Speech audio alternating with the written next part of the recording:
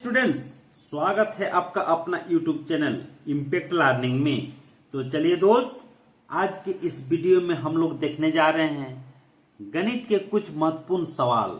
और ये जितने सारे भी सवाल लिया जाता है इन छोटे से वीडियो में आपको जो भी जनरल कंपटीशन एग्जाम देने वाले हैं, जो भी जेटेट के एग्जाम लिखने वाले हैं, जो भी कांस्टेबल के एग्जाम लिखने वाले हैं, इस तरह के एग्जाम में ये सारे क्वेश्चन काफ़ी इम्पोर्टेंट है। और ये सारे क्वेश्चन किसी न किसी रूप में अक्सर आते रहते हैं दोस्तों। इसीलिए इस तरह के सवाल को अक्सर आप लोग अभ्यास करते चलिए, ताकि आप लोग को एग्जाम में किसी भी तरह की कठिनाई का सामना ना करना पड़े। चलिए, अगर चैनल में नए हैं तो चैनल को जरूर सब्सक्राइब कर लेंगे, बेल नोटिफिकेशन का दबाएंगे, ताकि इस तरह का वीडियो का नोटिफिकेशन आप तक पहुंचता रहे। तो चलिए दोस्त, वीडियो शुरू करते हैं। ध्यान देंगे दोस्तों, यहाँ पर क्वेश्चन नंबर 1 मैंने लिया हूँ। एक वर्ग की भुजा 4 सेंटीमीटर है। ये सारे क्वेश्चन को काफ़ी इंपॉर्टेंट से ध्यान दीजिए दोस्तों, और हर एक को आप लोग नोट करते चलिए कॉपी में। और इस तरह का सवाल को अक्सर आप लोग अभ्यास करते चलेंगे। एक वर्ग की भुजा 4 सेंटीमीटर है। इसे काटकर 4 बराबर वर्गों में विभाजित किया गया है। प्रत्येक छोटे वर्ग का क्षेत्रफल क्या होगा? सबसे पहले हम लोग को समझना है, जो वर्ग होता है वो होता है क्या है कि उसके चारों भुजा आपस में समान होती है। ठीक है दोस्तों, तो उसका एक भुजा दिया हो 4 सेंटीमीटर, यानी उसका चारों भुजा क्या 4-4 सेंटीमीटर का होगा। तो चलिए हम लोग इसका सोल्यूशन पे आते हैं। तो हम लोग को क्या दिया हुआ है, इस यानी जो इसका भुजा दिया हुआ है वर्ग का, हम कह सकते हैं इसकी जो भुजा है, भुजा को हम अगर ए मान लेते हैं, तो ई दिया हुआ आपका कितना 4 सेंटीमीटर आपका दिया हुआ है।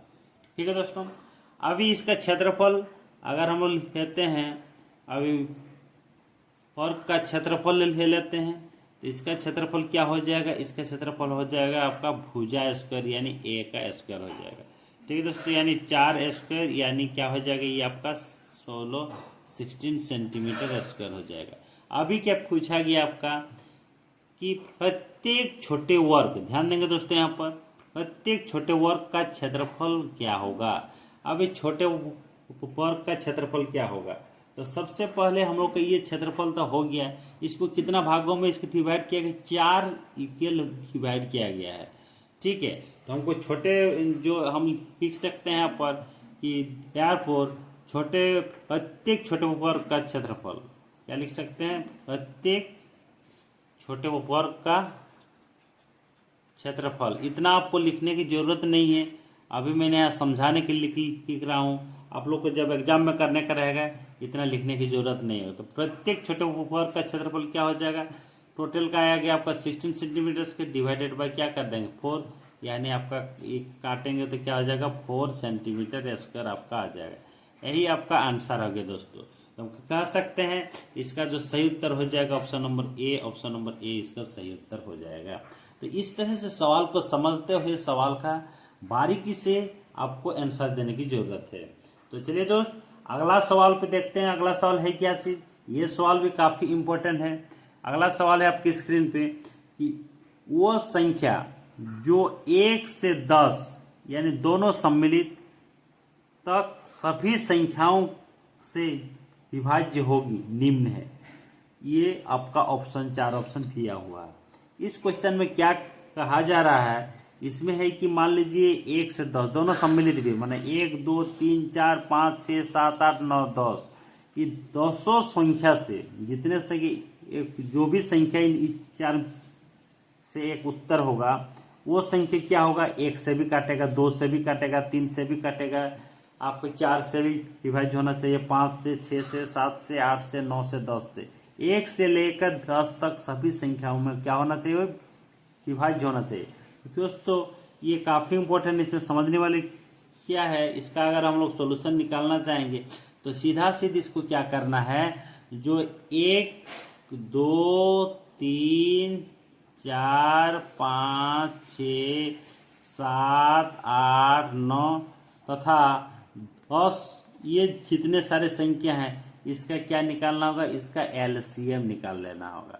ठीक है दोस्तों, हम सभी जानते हैं एलसीएम जो होता है लीस्ट कॉमन मल्टीपल, इसको हम लोग हिंदी में क्या बोलते हैं, लॉसो। तो लॉसो जो इसके निकाल लेंगे तो यही इसका सही उत्तर हो जाएगा। तो दोस्तों इसका आप लोग निकाल के देखिए, ये जो इसका 1 से 10 तक का जो लॉसो होगा क्या हो जाएगा, ये 2520 आपका हो जाएगा। तो यही आपका ऑप्शन नंबर डी आपका इसका सही उत्तर हो जाएगा। तो इसी तरह से आपका क्वेश्चन पूछा जाएगा और इस टाइप से क्वेश्चन को ध्यान में रखते हुए आपको उत्तर देने की जरूरत है। चलिए दोस्त आगे देखते हैं। आगे देखिए आपका क्वेश्चन नंबर 3। क्वेश्चन नंबर 3 भी काफ़ी इंपॉर्टेंट दोस्तों, इस तरह के इस टाइप से क्वेश्चन को आपको हमेशा सोल्यूशन करते रहना होगा। तो चलिए क्वेश्चन नंबर 3 देखते हैं। क्वेश्चन नंबर 3 का भी हम लोग सोल्यूशन देखेंगे। थोड़ा सा इसको आगे कर लेते हैं। तो क्वेश्चन नंबर दोस्तों जो 3 है, क्वेश्चन नंबर 3 भी काफ़ी इंपॉर्टेंट है और इस तरह का सवाल आपको देखने को मिलेगा। जरूर आपको कंपटीशन एग्जाम में इस तरह का सवाल देखने को मिलेगा। तो चलिए अभी हम लोग देखते हैं क्वेश्चन नंबर 3। क्वेश्चन नंबर 3 में है कि आयशा के पास केवल 5 रुपया और 10 रुपया के सिक्के हैं। आयशा एक लड़की का नाम है, उसके पास क्या है 5 रुपीज और 10 रुपीज का सिक्का आपका है। यदि उसके पास सिक्कों की कुल संख्या 25 और रुपया 160 का धन है, यानी ये जो सिक्का है सिक्कों की संख्या क्या है, दोनों मिलाकर आपका कितना है 25 है, और टोटल को अगर ऐड किया जाएगा रुपया को तो 160 रुपया का उसके पास धन है। तो उसके पास 5 रुपया और 10 रुपया के सिक्कों की संख्या क्या होगी। अभी 5 रुपया के कितना सिक्का है उनमें से और 10 रुपया के कितना सिक्के उनमें से, यही आपको ज्ञात करना है। ठीक है दोस्तों, तो चलिए इसको भी हम लोग समझते हैं। तो किस टाइप से निकाला जाएगा, सबसे पहले हम इसको ये कर लेते दोस्तों। यहाँ पर माना आपका जो 5 रुपया का सिक्का है, 5 रुपया के सिक्कों की संख्या क्या ले लेते हैं, सिक्कों की संख्या। इतना आपको लिखना एकदम नहीं दोस्तों, मैंने ये समझाने के लिए लिख रहा हूँ। 1 से और आपका 10 रुपया जो तथा 10 रुपया के सिक्कों की संख्या को मैंने क्या मान लेंगे, y। ठीक है, मैंने मान लिया कि उसके पास 5 रुपया का सिक्का x है और 10 रुपया के सिक्कों की संख्या क्या आपका y है। तो संख्या जब आपका x और y है, 5 और y क्या, तो कुल संख्या क्या है आपका 25 है। तो आराम से इसमें क्या करेंगे, x जोड़ y इक्वल टू क्या करेंगे आपका 25। एक समीकरण आपका आ गया। ठीक है दोस्तों, उसके बाद क्या लिख रहा है कि टोटल का जब मिलाएंगे कि आपका 5 रुपया 10 रुपया टोटल, तो उसका धन कितना है, टोटल कितने रुपीज है 160 रुपीज का। ये आपको ध्यान देने की जरूरत है। ये दोनों में आपका क्वेश्चन का सार छुपा हुआ है। तो अभी क्या करेंगे, अभी 160 रुपया, तो 5 रुपया का जो सिक्का है आपका, 5 रुपया का सिक्का और 10 रुपया का सिक्का, ये दोनों मिला के इसका टोटल रुपीज कितना है 160 रुपये। ये दो नंबर समीकरण होगी। ठीक है दोस्तों, अभी इन दोनों को सॉल्व कर देना है। तो इन दोनों को अगर सॉल्व करेंगे तो हम यहाँ करते हैं, इसी में कर देते हैं, ये आपका 5 हो जाएगा। इसको अगर 5 से गुना करते हैं, मल्टीपल यहाँ पर निकालते हैं अगर, तो क्या हो जाएगा, ये 5x, यहाँ क्या हो जाएगा 5y इज इक्वल टू 125, और ये क्या है आपका 5x जोड़ 10y इज इक्वल टू 160। इसमें क्या किए 5 से मल्टीपल कर दिए। ठीक है दोस्तों, अभी क्या हो जाएगा, इसको माइनस करेंगे तो ये माइनस ये माइनस ये माइनस ये कट जाएगा। यहाँ क्या आ जाएगा -5y इज इक्वल टू आपका कितना आ जाएगा, यहाँ पर ये आ जाएगा माइनस, ये आ जाएगा आपका 5 और ये आ जाएगा आपका 335। ठीक है दोस्तों, तो माइनस माइनस कैंसिल हो जाएगा, y इक्वल टू कितना आ जाएगा 7 आ जाएगा। y इक्वल टू अगर 7 आ गया तो ये x इक्वल टू कितना आ जाएगा 25 माइनस 7 इक्वल टू क्या आ जाएगा 18 आ जाएगा। तो आप समझ सकते हैं कि x क्या है, x आपका 5 रुपया का सिक्का है, तो रुपया 5 का सिक्का आपका कितना है, आपका हो जाएगा 18 गो, और आपका रुपया 10 का सिक्का आपका कितना हो जाएगा आपका 7 गो। इस टाइप से आपका आंसर हो जाएगा। तो इसमें क्या पूछा गया है, इसमें ध्यान देंगे, इसमें पूछा गया है कि उसके पास 5 रुपया 10 रुपये के सिक्कों के संख्या क्या है। सबसे पहले 5 रुपया का, तो 5 रुपये के सिक्के कितने हैं, 18 को है, और 10 रुपये के सिक्के कितने हैं, 7 है। तो यही आपका क्रमशः 18 और 7, यही आपका 18 और 7, यही ऑप्शन नंबर ए आपका सही उत्तर हो जाएगा। तो इस तरह से क्वेश्चन को सॉल्व करना होगा और इस तरह के क्वेश्चन अक्सर आते रहेगा। तो चलिए दोस्त आगे देखते हैं अगला सवाल। दोस्त अभी देखते हैं अगला सवाल। अगला सवाल है आपके स्क्रीन पे कि 17.5 into 3 minus 21 divide 7 minus 3 into 12.5 का मान क्या होगा। दोस्तों ये जो सवाल है, इस तरह का सवाल आपको एक दो को जरूर पूछा जाएगा एग्जाम में। तो ये सवाल आपका है बोडमास रूल का, BODMAS, इस रूल पे आपका ये सवाल है।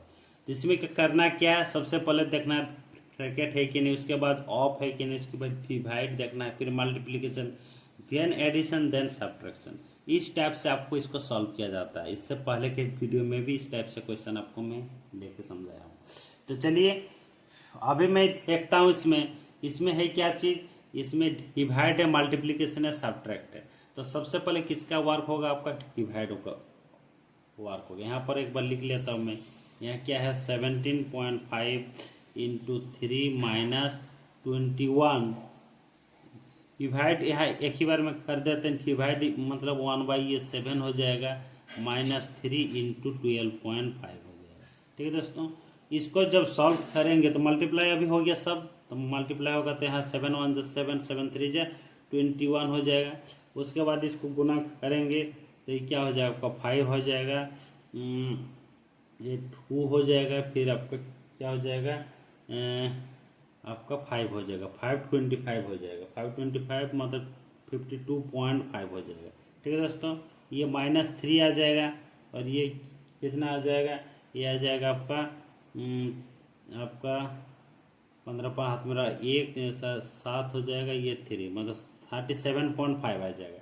इसको जब सॉल्व करेंगे हम लोग तो कितना आ जाएगा, ये आ जाएगा आपका 49.5 आ जाएगा, और ये क्या आ जाएगा आपका 37.5 आ जाएगा। और इसको जब हम लोग आपका सब्ट्रैक्ट करेंगे, माइनस करेंगे, तो क्या आ जाएगा 12.0, यानी इसका आंसर हो जाएगा आपका 12, इसका आंसर हो जाएगा दोस्तों। तो इस तरह से इसका ऑप्शन नंबर बी आपका सही उत्तर हो जाएगा। तो ये जो रूल है, ये जो सरलीकरण का नियम है, इसी के तहत आपको काम करना होगा, चाहे वो कितना भी लंबा हो और कितना भी छोटा हो। आपको सबसे पहले ब्रैकेट देखना होगा है कि नहीं, अगर नहीं है तो उसके बाद ऑफ देखना, ऑफ मीन्स का देखना होगा क्वेश्चन में है कि नहीं, उसके बाद डिवाइड यानी भागा देखना होगा है कि नहीं, उसके बाद मल्टीप्लिकेशन देखना होगा, उसके बाद एडिशन, देन सब्ट्रैक्शन। इस तरह से ही इसका क्वेश्चन को स्टेप के सॉल्व करके आपको निकालना है। ठीक है दोस्तों, तो आपको मेहनत करने की ज़रूरत है, काफ़ी मेहनत करने की ज़रूरत है, ताकि आपका स्पीड भी हो और एक्यूरेसी भी हो। तो स्पीड और एक्यूरेसी जब तक नहीं होगा आप सक्सेस नहीं कर पाइएगा। ठीक है दोस्तों, तो चलिए अगला सवाल देखते हैं, क्वेश्चन नंबर 5। क्वेश्चन नंबर 5 पे काफ़ी इंपॉर्टेंट सवाल है दोस्तों, इस तरह के सवाल को जरूर आपको सॉल्व करके एग्जाम में जाना होगा। तो चलिए क्वेश्चन नंबर आपका 8 मतलब क्वेश्चन नंबर 5 देखते हैं। 5 है क्या चीज़ कि एक 180 सेंटीमीटर लंबी तार को एक आयत का रूप दिया गया। यदि आयत की चौड़ाई 30 सेंटीमीटर है तो लंबाई क्या होगा। बिल्कुल बहुत ही इंपॉर्टेंट सवाल है दोस्तों आप लोग के लिए। और ये क्या है, एक 180 सेंटीमीटर तार है, उसको क्या किया, एक आयत का रूप दे दिया। तो दोस्तों मान लीजिए, यहाँ पर मैं सोल्यूशन लिख देता हूँ। मान लीजिए ये एक तार है, ये है आपका 180 सेंटीमीटर का ये वायर है। ठीक है दोस्तों, तो इसको जब आयत का रूप देंगे तो इसका जो यही वाला जो भाग होगा, यही वाला आयत का रूप, इस टाइप से आयत बनाएंगे इसी में, इसी को अगर इस टाइप से आयत का रूप दे देते हैं तो इसका जो परिमाप होगा सब मिला के अभी 80 होगा। अभी ABCD जो आयत मैंने ली है, इसको टोटल मिला के इसका जो चारों जो बाउंड्री है सब मिला के 180 होगा। इसमें तो लंबा नहीं होगा, जितना तार है इसी में आपको आयत का रूप दे देना। तो इसका जो परिमाप हो जाएगा वही आपका 180 हो जाएगा। ठीक है दोस्तों, तो हम इसके अकॉर्डिंग टू क्वेश्चन हम लिख सकते हैं। इसका आयत का परिमाप क्या होता है, 2 × L + V = 180 लिख देंगे। ठीक है दोस्तों, इसमें जो आपका चौड़ाई है वो आपका 30 ऑलरेडी दिया हुआ है, तो यहाँ पर क्या हो जाएगा 2 एल प्लस यहाँ पर 30 इज इक्वल टू 180 हो जाएगा, इतना आ जाएगा। अभी क्या करना है, अभी आपको यही करना है, तो यहाँ पर क्या हो जाएगा 2L इज इक्वल टू आपका 180 और इधर का जाएगा आपका क्या हो जाएगा माइनस कर देंगे 60। ठीक है दोस्तों, अभी क्या हो जाएगा 2L इज इक्वल टू कितना हो जाएगा 120 हो जाएगा 120 और L इज इक्वल टू यानी लंबाई कितना हो जाएगा 120 divide by 2 is equal to आपका क्या हो जाएगा 60 सेंटीमीटर आ जाएगा। आपको क्या पूछा गया है, लंबाई ही पूछा गया है। चलिए आपका लंबाई आंसर आ गया, तो यानी 60 सेंटीमीटर, ऑप्शन नंबर बी आपका सही उत्तर आ गया। ठीक है दोस्तों, तो इस तरह से ही इस टाइप से ही क्वेश्चन को मैं अक्सर लेते आता रहता हूँ और काफ़ी छोटा सी वीडियो में बनाता रहता हूँ ताकि आप लोग को देखने में भी सुविधा हो, आसानी भी से आप समझ भी पाएंगे। दोस्तों अगर थोड़ा सा भी ये चैनल इन्फॉर्मेटिव लगता है तो जरूर, अगर चैनल में नए हैं तो चैनल को जरूर सब्सक्राइब कर लेंगे, बेल नोटिफिकेशन का दबाएंगे ताकि इस तरह के वीडियो का नोटिफिकेशन आप तक हमेशा पहुँचता रहे। तो चलिए दोस्त, आज के लिए फिर इतना ही रखते हैं, नेक्स्ट वीडियो में मिलते हैं फिर से, तब तक के लिए धन्यवाद। Thanks for watching this video.